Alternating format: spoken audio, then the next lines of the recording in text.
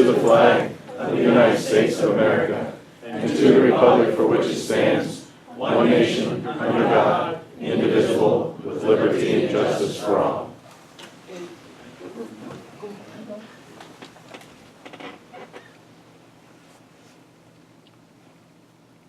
Thank you. Roll call. Singh. Here. Kramer. Here. Reichner. Here. Henry. Here. Ister. I need approval of minutes of the treasurer, engineer, code office, public works, police pension board, redevelopment authority, planning, and the planning commission. I'll make the motion. Need a second? Ister. Yes. Or Singh. Yes. Kramer. Yes. Reichner. Yes. Henry. Yes. Is there any audience comment at this time on any agenda items? Yes, ma'am. Just identify yourself. My name is Lori Garman, and I would like to comment on the road closing. Although you all have heard it before, I need to make sure that you're all aware when you make a decision to close our alley, it will cut off our business from any street, and it will take us from considering to expanding, which we have stopped, to contemplating closing, because there is not, when you take a business and you take its ability from street level off, it is likely to survive. So I just want to, and that's a shame because it is a historic building, but I guess the greater shame would be to the two young people that have come back into our area to actually operate the business in the city so the city can survive and move into the future. They will then go elsewhere. And I hate to see that because for 4 generations, Garmins have tried to give to the city to promote itself in all ways, and I hope to continue to do that for many generations. Thank you. You else have your hand up? Yeah, go along. Just a quick question. Public Works report lost on computer. How can you pass it when it's lost on the computer? I have no idea. That was last month, actually, and I didn't. Right. He had a breakdown, well, I'm not a computer expert. He had most of it done, and I don't know if he got a chance to send it to Terry, but we could retrieve it, we don't know where it went. And I'm You not- voted on it anyway. Huh? You voted on it tonight. Yeah, what we had. I just didn't Report. unhighlight it. Where it says lost on computer. Regina Russell, community activist. So if the public works information can be lost on the computer, does that mean that none of the departments have a backup? None of you do backups? Who does the public works? Mike. Mike, and yes, we do, but I don't know what happened. We don't know what happened, where it went. A backup? He doesn't, no. DPW does not have a backup. It's a standalone laptop. Right, now here we have a server, And right? they don't use it for anything. Other than doing a report. Right. That's all we. Well, like you said, you're not an IT person. Thank you. We back up every week. We back up every week. Every day. Treasurer. Every day. So every day, at the end of the day. Every day. Thumbs up. Okay, any other questions? All right, let's take a second and we're carrying a word we're going to give out.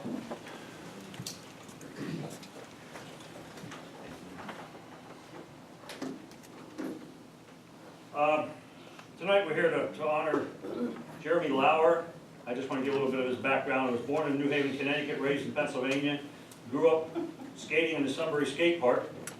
He spent about 5 years in Pittsburgh where he had to shop in the South Side. He moved back to this area in 2014, opened Timber Skate Shop around September. Shortly after establishing Timber Skate Shop, he organized a chili cook-off at the Albright Center to raise money for our skate park. He has done three skate jams at the Sunbury Skate Park, all taking place during the Sunbury celebration. These events help raise money to upkeep the skate park. His goal is to replace the current prefab park with a more modern concrete park. This will provide a safer environment for the kids as well as bring new skaters into the area. He has held many other events in order to raise money for the skate park in the last 3 years. He also donates decks and other goods to events, held by other shops. Jeremy also checks off on the skate park, picks up trash, and tries to make sure that it's treated with respect by all who spend time there. Overall, skateboarding is his passion, and he will do everything he can to improve the park for the kids in his area. It's just another example of somebody that cares about the community, cares about a specific thing, and gets involved in it. For that, Jeremy, we thank you very much, and we'd like to give you the City of Sunbury Caring Award.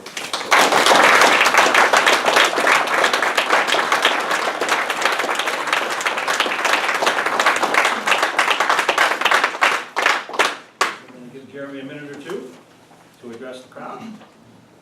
So that was a surprise to me. So I actually came here tonight.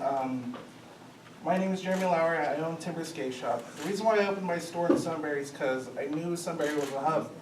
I get a lot of customers from Lewisburg, Milton, Danville, Shamokin, and even though one of our park is the oldest park in the area, it has a big draw. Just the lights alone, we get people from Harrisburg, all the way up from Wilkes-Barre come down and use the park. Why does Sunbury need a new skate park? The current park is 15 years old. Lunar ramps, part of Playworld system, no longer exist. If an item at the current skate park breaks, it's getting harder and more expensive to replace that. We found that out this summer when we bought skate light. It's pretty expensive, and it's just getting harder and harder to fix these ramps. We're not asking Sunbury to fund the skate park. We want to be able to use the city of Sunbury's 501(c) to fundraise to try to build a new skate park. This is the concept that we have, and this is just the concept. It's not set in stone or anything like that, but it's $550,000. We are trying to approach DCNR. They will match up to $250,000 if we can raise that money. Now there's programs like the Tony Hawk Foundation that will donate money. I don't know if you guys can see this, but it's all concrete. The great thing about concrete is no long-term maintenance. Once it's built, it's there forever. So yeah, the initial price is a little bit steep, but once again, we're not asking Sunbury for the money to do it. We want to be able to fundraise to get this. So, if you guys have any questions, I'd be more than happy to answer them. So, Sounds good. all right, thank you Thank you guys. very much. Do you mind if I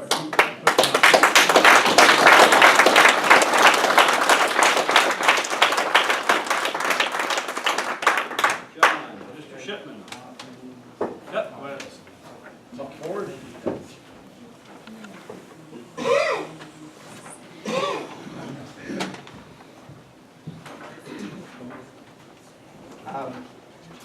If everybody that came here for the skate park, thank you guys very much. They said that we can leave the meeting. You're welcome to stay, but you can also leave before Mr. Shipman comes up here. Congratulations. Thank you very much. Keep up the good work. Only before you buy paint. She's in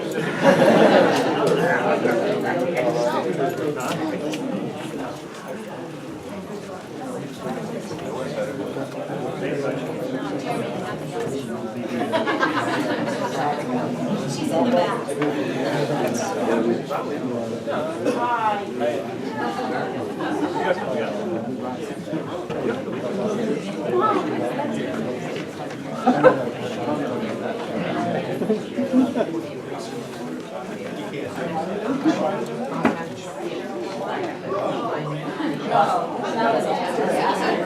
Not even on it. That way it's off the table. Good evening, everyone, and thanks for coming out tonight. Thank you, Mayor Hussein, for giving us a couple minutes. This is a fundraising project from Spark, which is part of SRI, and we're here to promote this beautiful painting called Patiently Waiting, and it is a snapshot of 1934. You'll see that the trolleys are still in service around Cameron Park. The watchman's station with Sunbury and so forth, and the watchmen for the trains are still there. And This painting was commissioned by Gary and Janice Young. Many of you may know them, live out in Sun Valley. They were classmates of mine, and when Janice's dad went into the dentistry practice on the second floor of the Strand building, this was the view out of his window. So they contracted Peter Laro, who is a famous painter from down in Philadelphia area. The original hangs in their living room, and it's about this wide and about that long, but it's beautiful. We have an marketing limited edition, 150 prints. They will be numbered and signed by the artist. There will only be 150, okay? Without any advertising so far, we've already got a good start on this, but we'd like to promote it tonight. There are pictures here with an order blank on the back. If you're a Sunbury buff or a history buff, or you just like trains, this is a beautiful painting to put in your living room or to give to someone who's really interested in the city of Sunbury. They're $249. The money raised above the cost that we have to pay to the artist for the prints will be used to help Sunbury Revitalization in their work to make Sunbury a better place to live, work, and play. So we'll leave these here. I'm going to give everybody on council one and ask you to please consider buying. And I'm going to leave some more here. So please, if you know someone, tell them about it. These will be down in the city clerk's office for $249. This is a beautiful painting, and it's a one-time opportunity. When those 150 are sold, there will be no more. Thank you very much.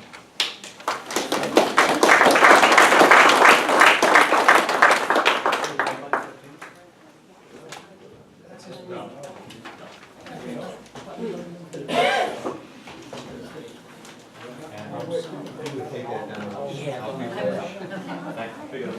Okay. John, Yes. can we just take this down to the SRI building now, or what? Yes. You can turn it into the city clerk and I'll pick them up, or you can take it down to the SRI office at 353 Market. When do you want the money? When we turn this in, or what? Now, next, tomorrow, whenever.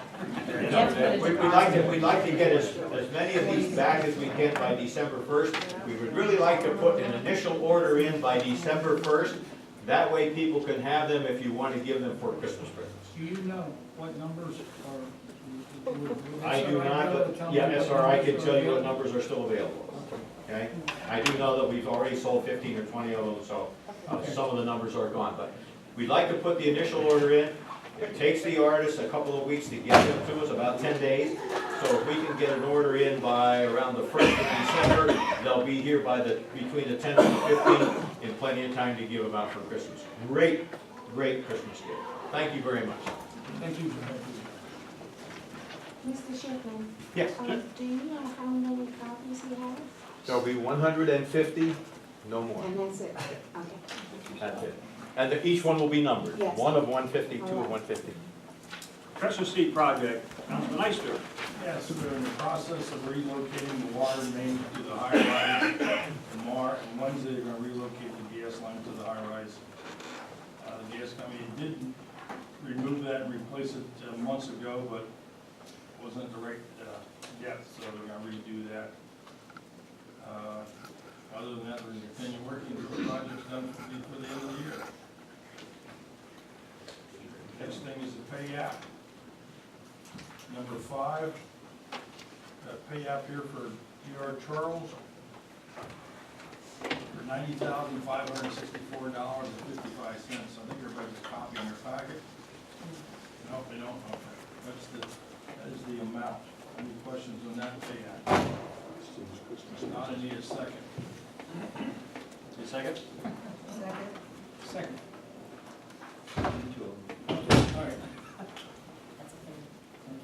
Persing? Yes. Kramer? Reichner? Yes. Henry? Yes. Ister? Redevelopment Authority update? No. We'll cross that off, nothing in there. SRI update? Anybody here? Don't see. Okay. check that one off. Land development plan, Reichner. Where, we, did we request, or they requested it because they had to send new plans in, John? Yes, where's Mike? You want to handle that, Mike? The letter of extension? Sure. Before you, you have a letter of extension from the Smurleys requesting an extension on their land development and subdivision plan. Because to the municipal planning code, you have 90 days to have your plans approved.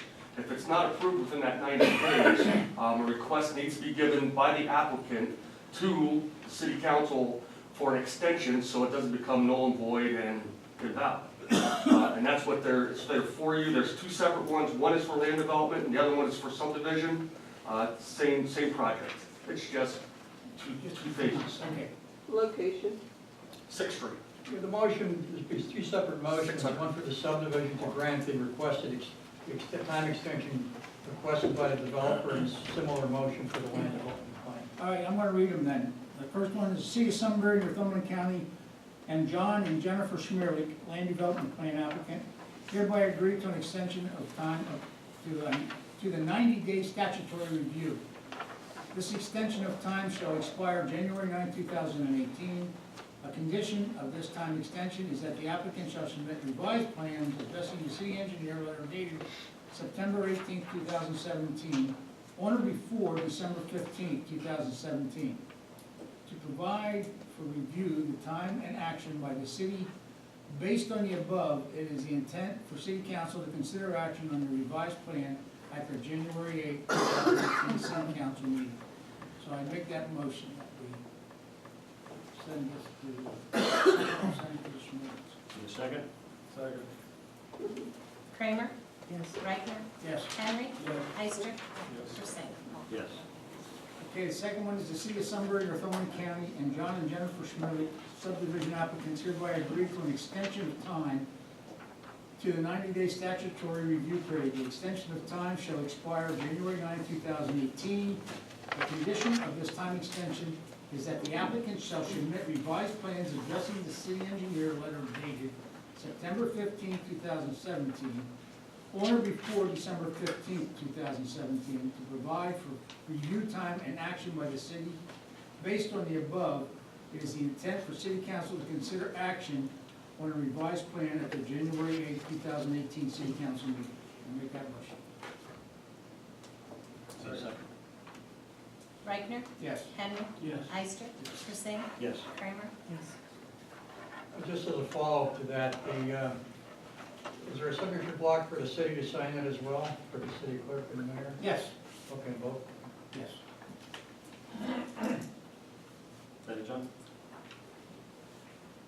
First reading code revision. I have one question. I'm sorry? Old business.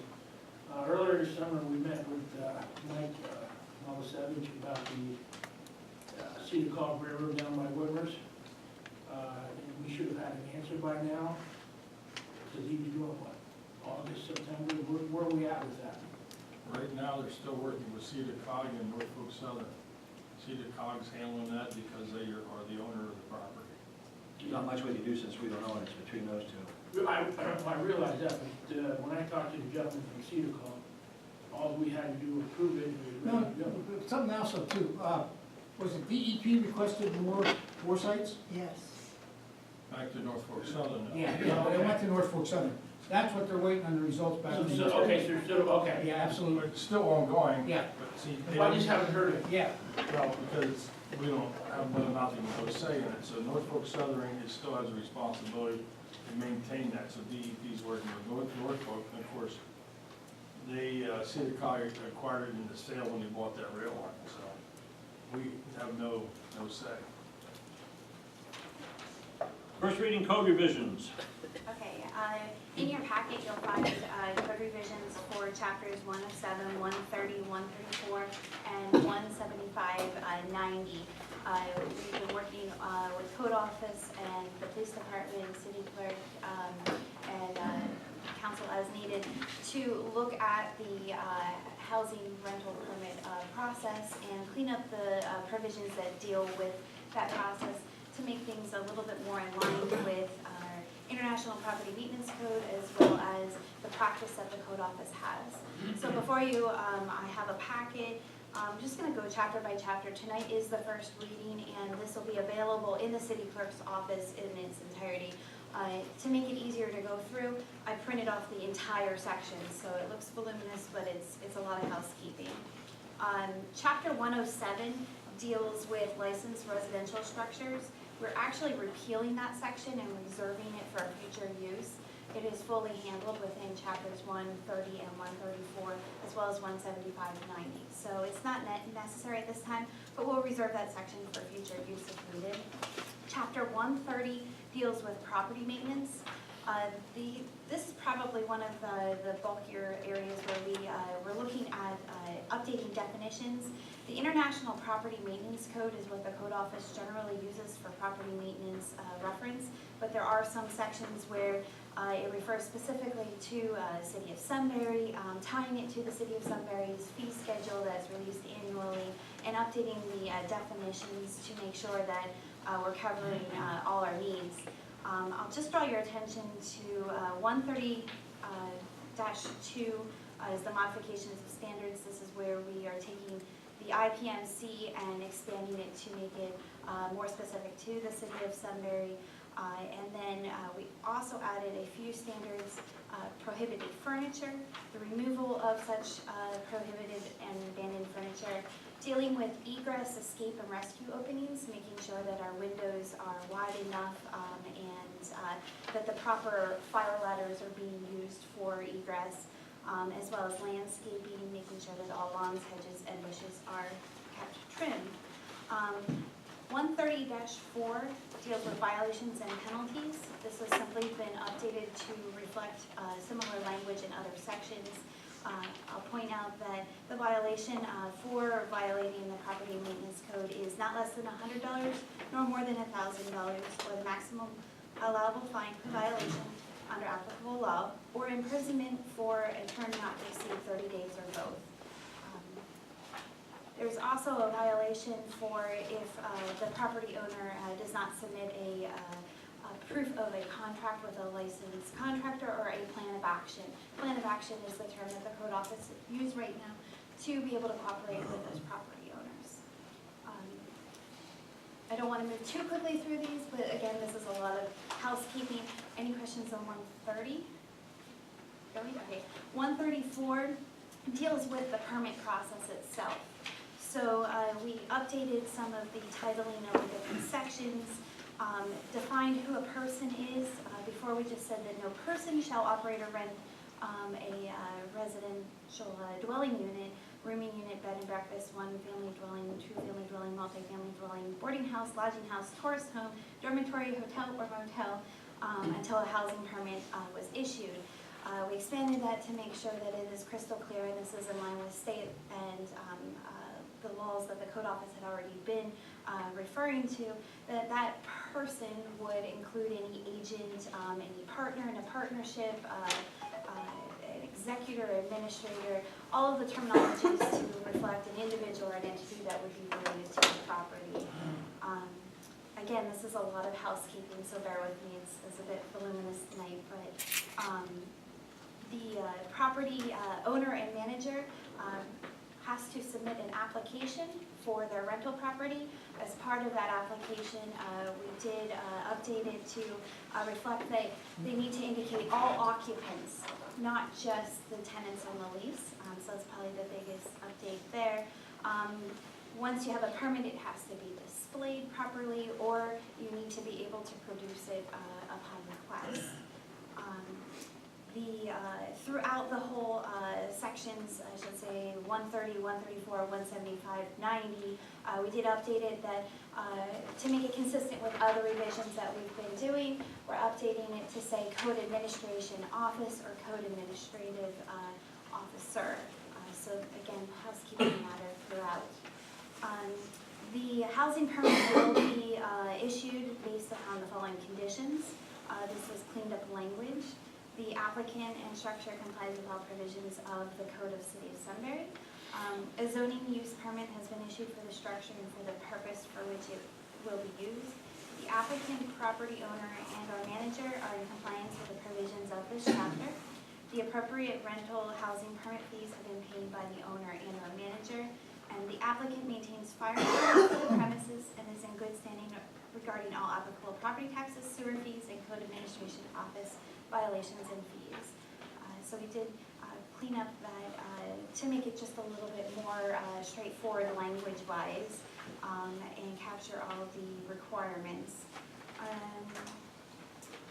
Let me see, inspections may be done reasonably with 24 hours notice.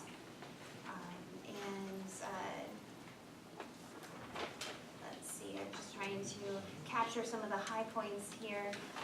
Those inspections can be done if there's a complaint received by the city or by any code administration officer. That there's an observation of a law enforcement officer of the need, that there's a report that it's unoccupied or unsecured or damaged by fire, that there is a resolution by the Board of Health, and you'll recall the City Council acts as the Board of Health from time to time. The need to address any emergency that may exist or be observed, or upon a request by the owner for an inspection. There is an inspection process that is laid out in this section, and that is pretty lengthy, so I'm just going to give you the high points of every property must be inspected once every 3 years, and so the code office will work with the property owner to provide notice of such. And then if a reinspection is needed, that will be scheduled. There is a fine doubling if you reschedule the reinspection more than twice, basically because of the administration costs involved with that. All fees associated with the rental permit process are dictated by the city fee schedule that is adopted by resolution every year. There is a disclaimer of liability that we inserted just to protect the city from any compliance with temporary certificates or full certificates of compliance. And let's see here.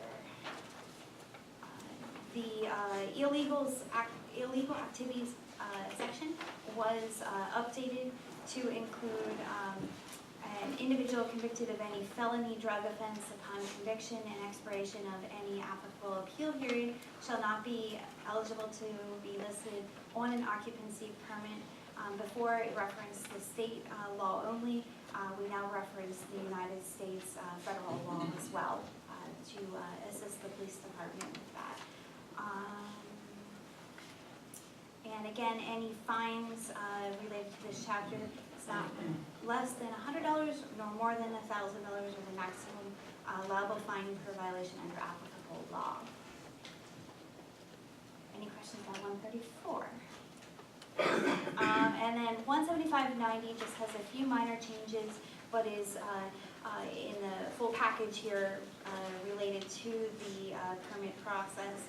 And we just simply indicate that it's the Code Administration Office, and that any of the fees associated with this section are to be published as part of the annual city fee schedule. And the reason why we point to that is so that if there is a difference or a change in the annual fee schedule, we can handle that as part of our resolution at council and not have to update the code every time, which is an expensive process.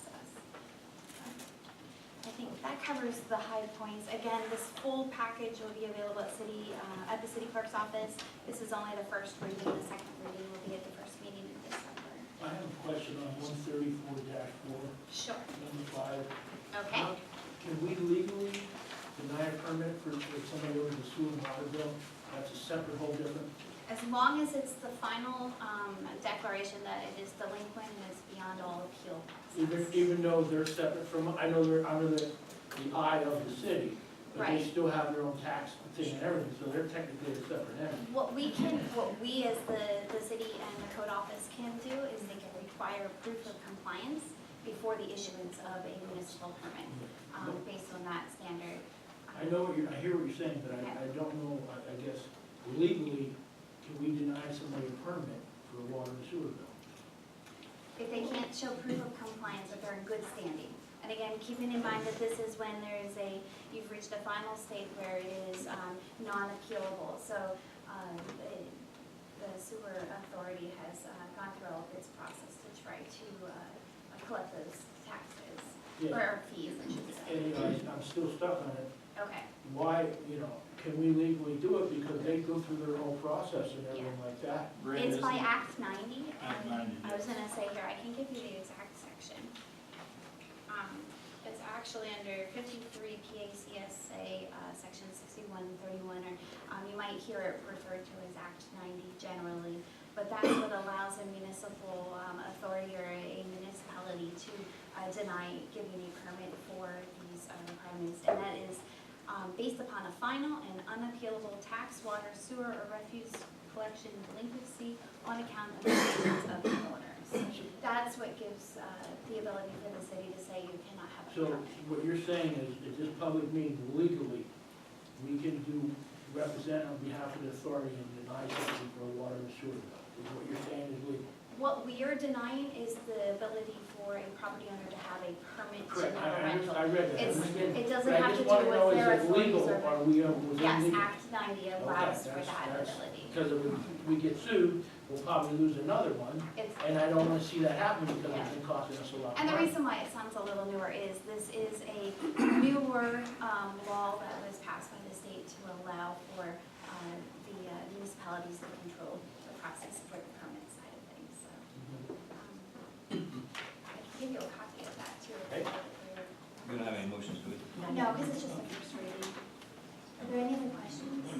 You want a motion for Yep, I'll make the motion that we accept, on the first read? we're on the first reading. I'll second it.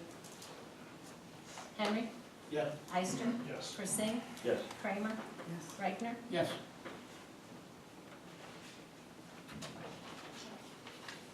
I have a resolution on the, well, I'll read, it's pretty self-explanatory. Whereas section 12,006, service or process fees and payment into the treasury in the third-class city code authorizes police officers to have the authority to serve and execute criminal process or processes issued for the violation of city ordinances, and shall charge the same fees and costs as pertain by law to the constables of the city for similar services.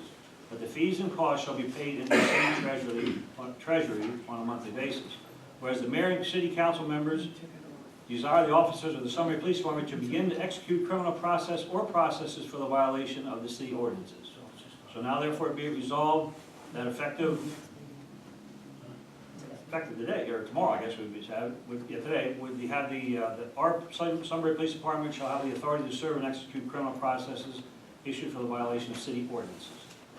And those fees will go to the city. So pretty much to put this in a nutshell, what it amounted to was we have a lot of warrants and a lot of those things that are sitting over in the district magistrates that don't get served because the county doesn't have time to serve them. It's a significant amount of money that, so we're gonna do our best to serve them ourselves and the city as the police officers find people and hear, that type of stuff. So this resolution is just so we go on record. We can do it now, we just don't have it anywhere that's documented that says we're gonna do it. This now, we document that in minutes that effective today, we're gonna start to do this. So I make this a motion, I need a second. I'll second. Ister? Yes. Persing?